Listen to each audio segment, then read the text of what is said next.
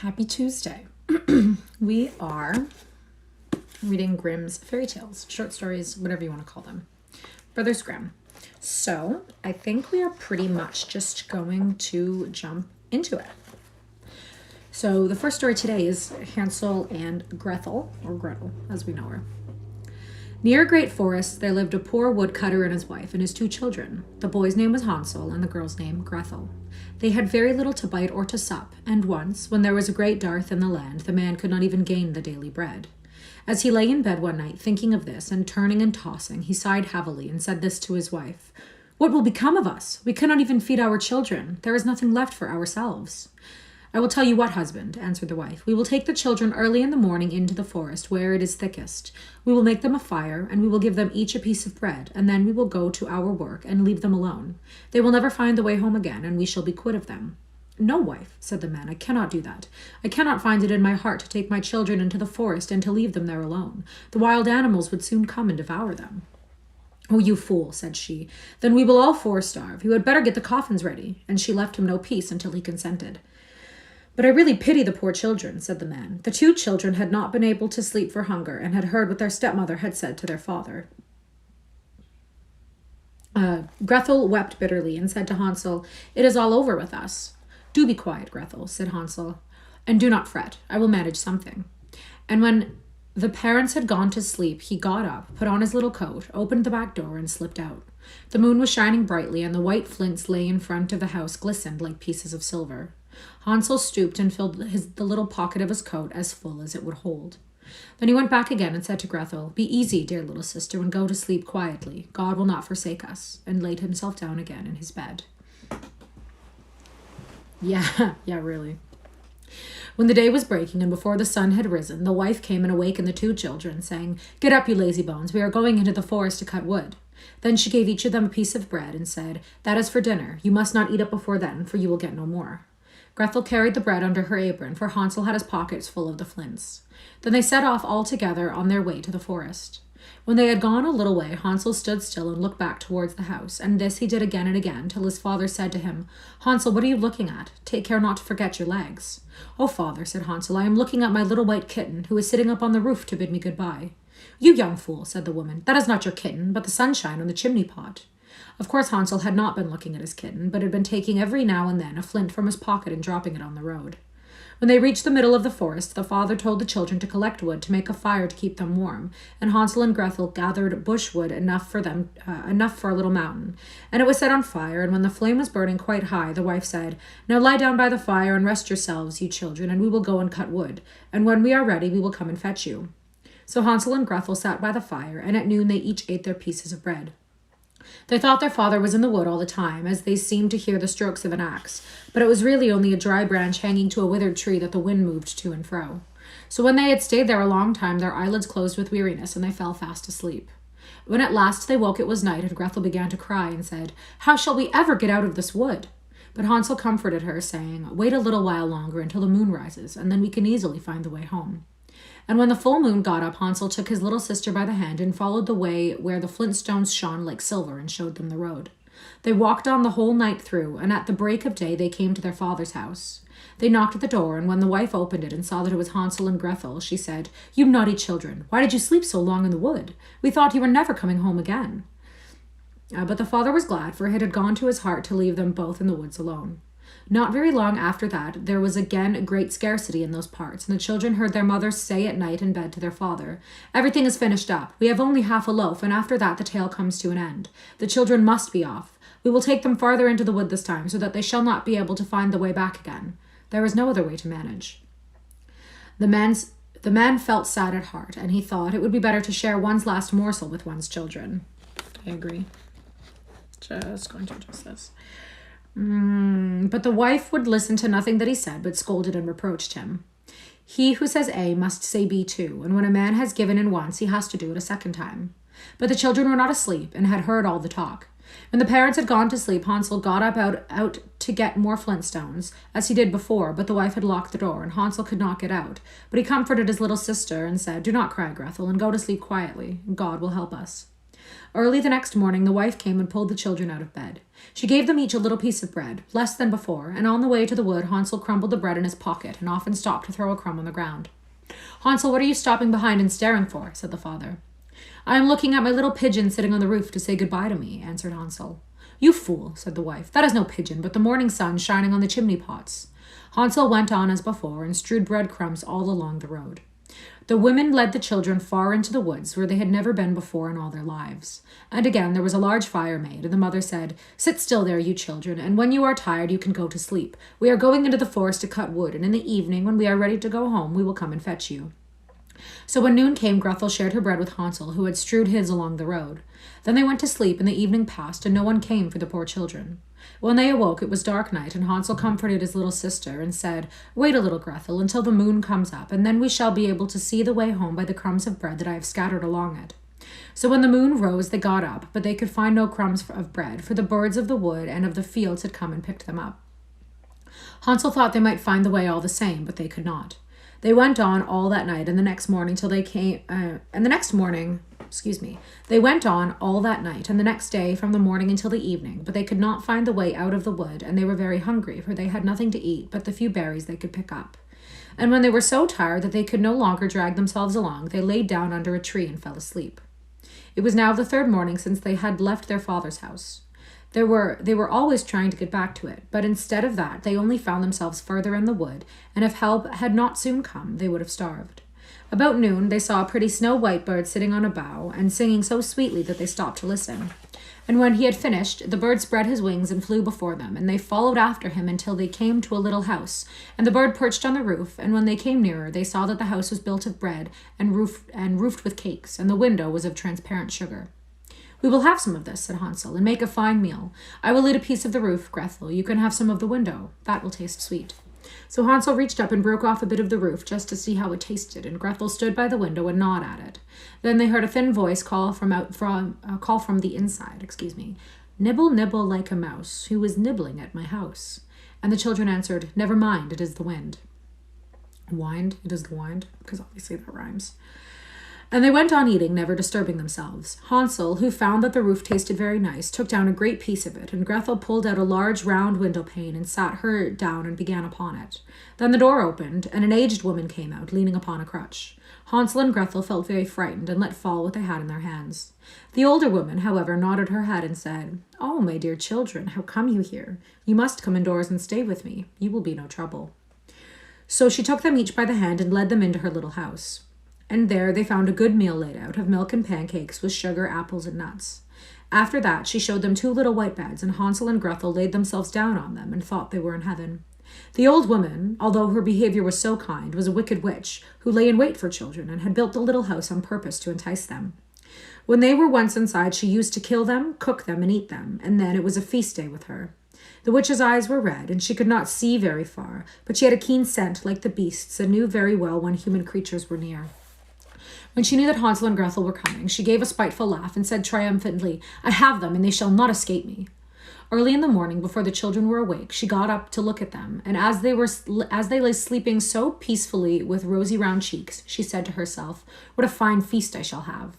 Then she grasped Hansel with her withered hand and led him into a little stable and shut him up behind a grating, and call and scream as he might, it was no good.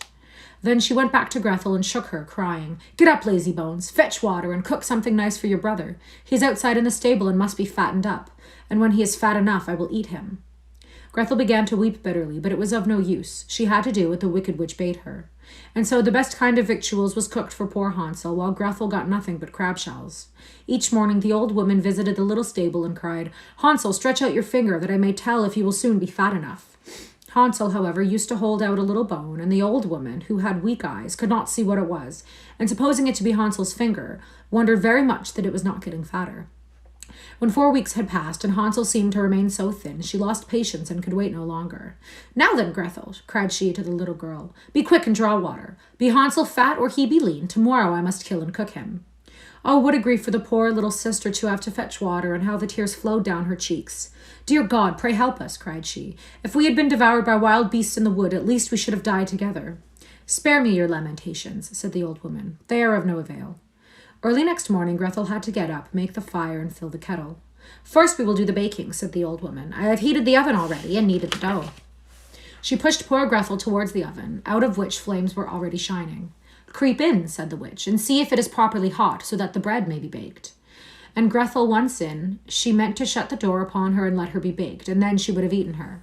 But Grethel perceived her intention and said, I do not know how to do it. How shall I get in? Stupid goose, said the old woman. The opening is big enough, do you see? I could get in myself. And she stooped down and put her head in the oven's mouth. Then Grethel gave her a push so that she went in further, and she shut the iron door upon her and put up the bar. Oh, how frightfully she howled! But Grethel ran away and left the wicked witch to burn miserably. Grethel went straight to Hansel, opened the stable door, and cried, Hansel, we are free! The old witch is dead! Then out flew Hansel like a bird from its cage as soon as the door is opened. How rejoiced they both were! How they fell on each other's neck and danced about and kissed each other. And as they had nothing more to fear, they went over all the old witch's house, and on every corner there stood chests of pearls and precious stones. This is something better than flintstones, said Hansel as he filled his pockets, and Grethel, thinking she also would like to carry something home with her, filled her apron full. Now, away we go, said Hansel, if we can only get out of the witch's wood. When they had journeyed a few hours, they came to a great piece of water. We can never get across this, said Hansel. I see no stepping stones and no bridge. And there is no boat either, said Grethel, but here comes a white duck. I will ask her if she will help us over.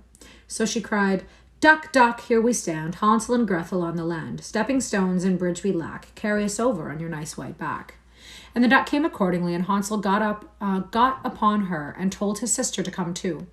No, answered Grethel, that would be too hard upon the duck. We can go separately, one after another. And that was how it was managed, and after that they went on happily until they came to the wood, and the way grew more and more familiar, till at last they saw in the distance their father's house. Then they ran till they came up to it, and rushed in at the door, and fell on their father's neck.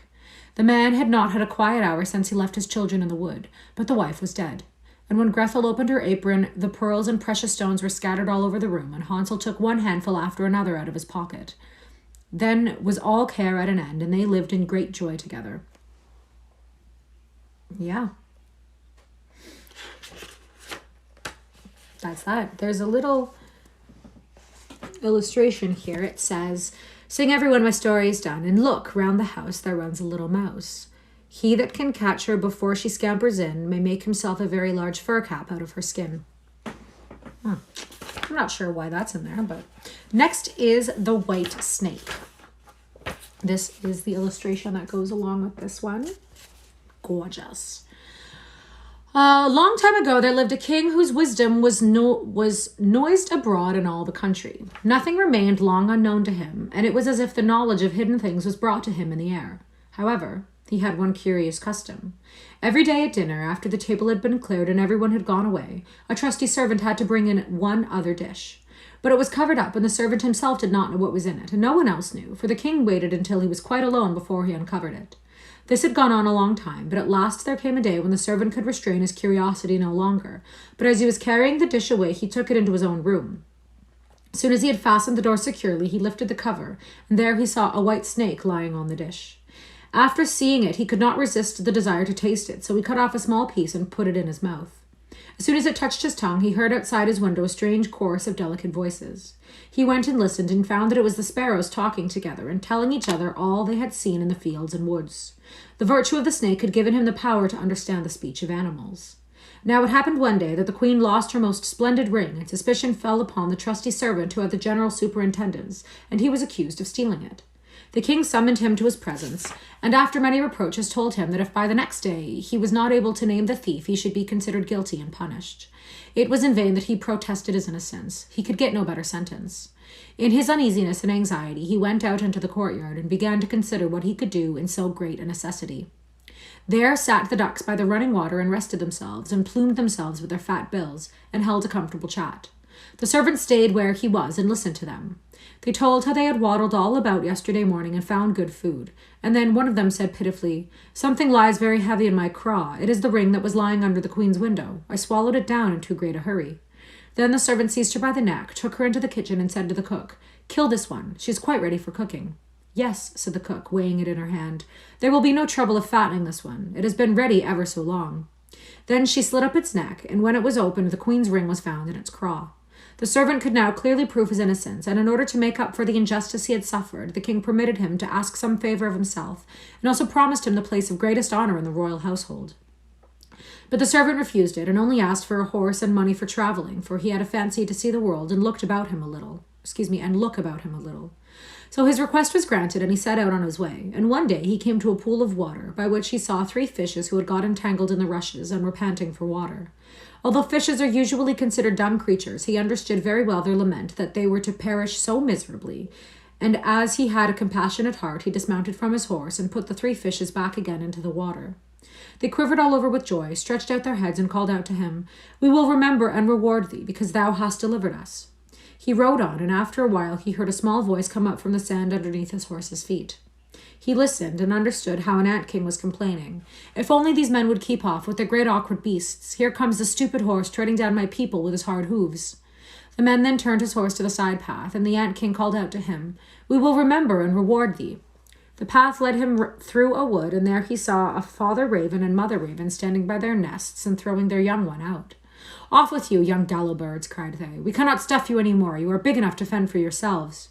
The poor young ravens lay on the ground, fluttering and beating the air with their pinions, and crying, "We are poor helpless things. We cannot fend for ourselves. We cannot even fly. We can only die of hunger."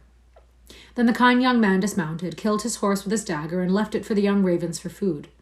They came hopping up, feasted away at it, and cried, "We will remember and reward thee."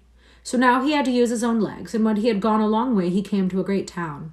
There was much noise and thronging in the streets, and there came a man on a horse who proclaimed that the king's daughter seeks a husband, but he who wishes to marry her must perform a difficult task, and if he cannot carry it through successfully, he must lose his life.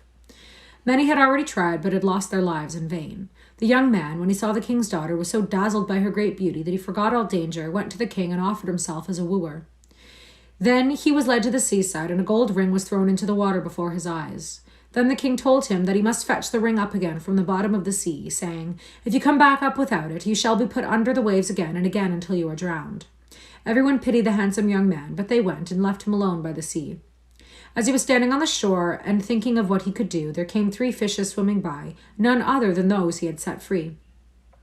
The middle one had a mussel in his mouth, and he laid it on the strand at the young man's feet, and when he took it up and opened it, there was the gold ring inside. Full of joy, he carried it to the king and expected the promised reward, but the king's daughter, proud of her high birth, despised him and set him another task to perform. She went out into the garden and strewed about over the grass 10 sacks full of millet seed. "By the time the sun rises in the morning, you must have picked up all these," said she, "and not a grain must be wanting." The young man sat down in the garden and considered how it was possible to do this task, but he could contrive nothing, and stayed there, feeling very sorrowful, and expecting to be led to death at the break of day. But when the first beams of the sun fell on the garden, he saw that the 10 sacks were all filled, standing one by the other, and not even a grain was missing. The ant-king had arrived in the night with his thousands of ants, and the grateful creatures had picked up all the millet seed and filled the sacks with great industry. The king's daughter came herself into the garden and saw with astonishment that the young man had performed all that had been given to him to do. But she could not let her proud heart melt, and said, "Although he has completed the 2 tasks, he shall not be my bridegroom unless he brings me an apple from the tree of life." The young man did not know where the tree of life was to be found, but he set out and went on as long as his legs could carry him, but he had no hope of finding it. When he had gone through 3 kingdoms, he came one evening to a wood and seated himself under a tree to go to sleep, but he heard a rustling in the boughs, and a golden apple fell into his hand. Immediately 3 ravens flew towards him, perched on his knee, and said, "We are the 3 young ravens that you delivered from starving. When we grew big and heard that you were seeking the golden apple, we flew over the sea to the end of the earth where the tree of life stands and fetched the apple." Full of joy, the young man set off on his way home and brought the golden apple to the king's beautiful daughter, who was without any further excuse. So they divided the apple of life and ate it together, and their hearts were filled with love, and they lived in undisturbed happiness to a great age. Next is called The Straw, the Coal, and the Bean. There lived in a certain village a poor old woman who had collected a mess of beans and was going to cook them. So she made a fire on her hearth, and in order to make it burn better, she put in a handful of straw. When the beans began to bubble in the pot, one of them fell out and lay, never noticed, near a straw which was already there. Soon a red-hot coal jumped out of the fire and joined the pair. The straw began first and said, "Dear friends, how do you come here?" The coal answered, "I jumped out of the fire by great good luck, or I should certainly have met with my death. I should have been burned to ashes." The bean said, I too have come out of it with a whole skin, but if the old woman had kept me in the pot, I should have been cooked into a soft mass like my comrades. Nor should I have met with a better fate, said the straw. The old woman has burned my brothers into fire and smoke. 60 of them she took up at once and deprived of life. Very luckily I managed to slip through her fingers. What had we better do now? Said the coal. I think, answered the bean, that as we have been so lucky as to escape with our lives, we will join in good fellowship together, and lest any more bad fortune should happen to us here, we will go abroad into foreign lands. The proposal pleased the two others, and forthwith they started on their travels. Soon they came to a little brook, and as there was no stepping stone and no bridge, they could not tell how they were to get to the other side. The straw was struck with a good idea, and said, I will lay myself across so that you may go over me as if I were a bridge. So the straw stretched himself from one bank to the other, and the coal, who was of an ardent nature, quickly trotted up to go over the new-made bridge. When, however, she reached the middle, and heard the water rushing past beneath her, she was struck with terror and stopped, and could go no further. So the straw began to get burnt, broke into pieces, and fell into the brook. The coal slipped down, hissing as she touched the water, and gave up the ghost. The bean, who had prudently remained behind on the bank, could not help laughing at the sight, and not being able to contain herself, went on laughing so excessively that she burst. And now would she certainly have been undone forever if a tailor on his travels had not, by good luck, stopped to rest himself by the brook. As he had a compassionate heart, he took out needle and thread and stitched her together again. The bean thanked him in the most elegant manner, but as he had sewn her up with black stitches, all beans since then have had a black seam. Yeah. Next one is called The Fisherman and His Wife. Time are we at? This might be the last one. The Fisherman and His Wife. There was once a fisherman and his wife who lived together in a hovel by the seashore, and the fisherman went out every day with his hook and line to catch fish, and he angled and angled. One day he was sitting with his rod and looking into the clear water, and he sat and sat. At last down went the line to the bottom of the water, and when he drew it up, he found a great flounder on the hook. And the flounder said to him, Fisherman, listen to me. Let me go. I am not a real fish, but an enchanted prince. What good shall I be to you if you land me?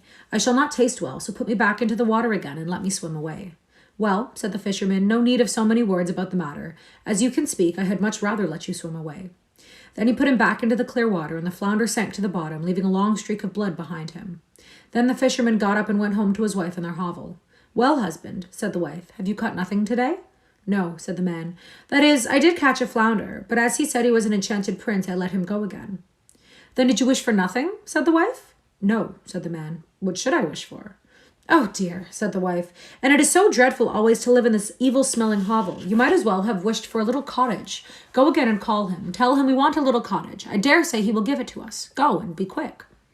And when he went back, the sea was green and yellow and not nearly so clear. So he stood and said, O man, if man you be, or flounder, flounder in the sea, such a tiresome wife I've got, for she wants what I do not. Then the flounder came swimming up and said, Now then, what does she want? Oh, said the man, you know when I caught you, my wife says I ought to have wished for something. She does not want to live any longer in the hovel and would rather have a cottage. Go home with you, said the flounder. She has it already. So the man went home and found, instead of the hovel, a little cottage, and his wife was sitting on a bench before the door. And she took him by the hand and said to him, Come in and see if this is not a great improvement. So they went in, and there was a little house place and a beautiful little bedroom, a kitchen and a larder, with all sorts of furniture, and iron and brass ware of the very best. And at the back was a little yard with fowls and ducks, and a little garden full of green vegetables and fruit. Look, said the wife, is not that nice? Yes, said the man. If this can only last, we shall be very well contented. We shall see about that, said the wife, and after a meal they went to bed. So all went well for a week or fortnight, when the wife said, Look here, husband, the cottage is really too confined, and the yard and garden are so small. I think the flounder had better get us a larger house. I should like very much to live in a large stone castle, so go to your fish, and he will send us a castle. Oh, my dear wife, said the man, the cottage is good enough. What do we want a castle for? We want one, said the wife. Go along with you. The flounder can give us one. Now, wife, said the man, the flounder gave us the cottage. I do not like to go to him again. He may be angry. Go along, said the wife. He might just as well give it us as not. Do as I say. The man felt very reluctant and unwilling, and he said to himself, It is not the right thing to do. Nevertheless, he went. So when he came to the seaside, the water was purple and dark blue and grey and thick, and not green and yellow as before. And he stood and said, O man, if man you be, or flounder, flounder in the sea, such a tiresome wife I've got, for she wants what I do not. Now then, what does she want? Said the flounder. Oh, said the man, half frightened. She wants to live in a large stone castle. Go home with you. She is already standing before the door, said the flounder. Then the man went home, as he supposed, but when he got there stood in the place of the cottage a great castle of stone, and his wife was standing on the steps about to go in. So she took him by the hand and said, Let us enter. With that he went in with her, and in the castle was a great hall with a marble pavement, and there were a great many servants who led them through large doors, and the passages were decked with tapestry, and the rooms with golden chairs and tables and crystal chandeliers hanging from the ceiling, and all the rooms had carpets. And the tables were covered with eatables and the best wine for anyone who wanted them. And at the back of the house was a great stable yard for horses and cattle and carriages of the finest. Besides, there was a splendid large garden with the most beautiful flowers and fine fruit trees, and a pleasance half a mile long with deer and oxen and sheep and everything that heart could wish for. There, said the wife, is not this beautiful? Oh, yes, said the man. If it will only last, we can live in this fine castle and be very well contented. We will see about that, said the wife. In the meanwhile, we will sleep upon it. With that, they went to bed. The next morning, the wife was awake first, just at the break of day, and she looked out and saw from her bed the beautiful country lying all around. The man took no notice of it, so she poked him in the side with her elbow and said, Husband, get up and look just out of the window. Look, just think if we could be king over all this country. Just go to your fish and tell him we should like to be king. Now, wife, said the man, what should we be kings for? I don't want to be king. Well, said the wife, if you don't want to be king, I will be king. Now, wife, said the man, what do you want to be king for? I could not ask him such a thing. Why not? Said the wife. You must go directly all the same. I must be king. So the man went, very much put out that his wife should want to be king. It is not the right thing to do, not at all the right thing, thought the man. He did not at all want to go, yet he went all the same. And when he came to the sea, the water was quite dark already, and rushed far inland, and had an ill smell. And he stood and said, O man, if man you be, or flounder, flounder in the sea, such a tiresome wife I've got, for she wants what I do not. Now then, what does she want? Said the fish. Oh dear, said the man, she wants to be king. Go home with you. She is so already, said the fish. So the man went back, and as he came to the palace, he saw it was very much larger, and had great towers and splendid gateways. The herald stood before the door, and a number of soldiers with kettle drums and trumpets. And when he came inside, everything was of marble and gold, and there were many curtains with great golden tassels. Then he went through the doors of the saloon to where the great throne room was, and there was his wife sitting upon a throne of gold and diamonds, and she had a great golden crown on, and the scepter in her hand was of pure gold and jewels, and on each side stood 6 pages in a row, each one a head shorter than the other. So the man went up to her and said, Well, wife, so now you are king. Yes, said the wife, now I am king. So then he stood and looked at her, and when he had gazed at her for some time, he said, Well, wife, this is fine for you to be king. Now there is nothing more to wish for. Oh, husband, said the wife, seeming quite restless, I am tired of this already. Go to your fish and tell him that now I am king, I must be emperor. Now, wife, said the man, what do you want to be emperor for?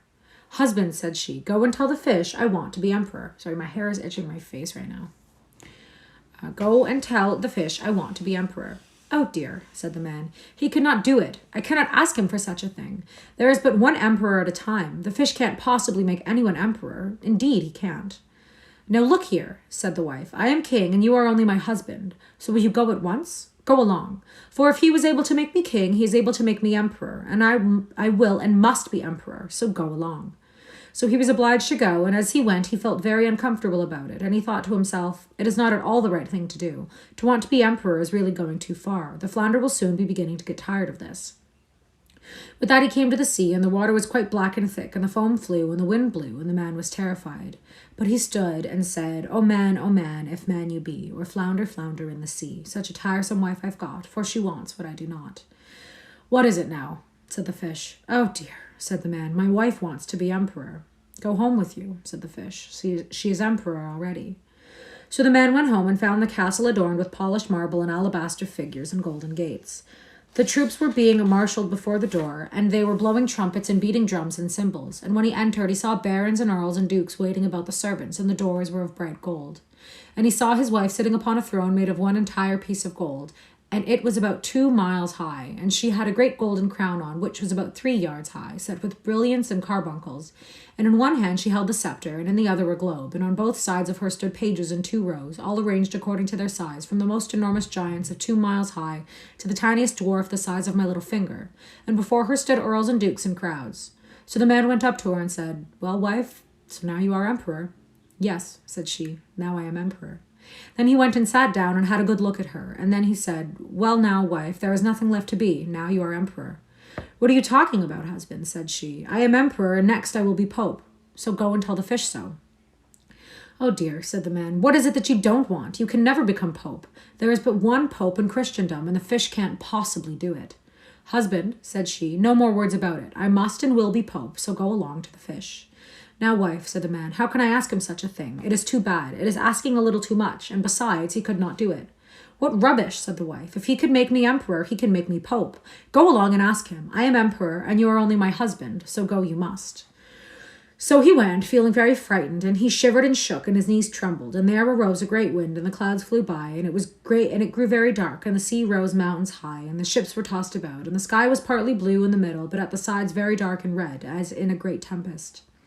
And he then felt very desponding, and stood trembling, and said, oh man, if man you be, or flounder, flounder in the sea, such a tiresome wife I've got, for she wants what I do not.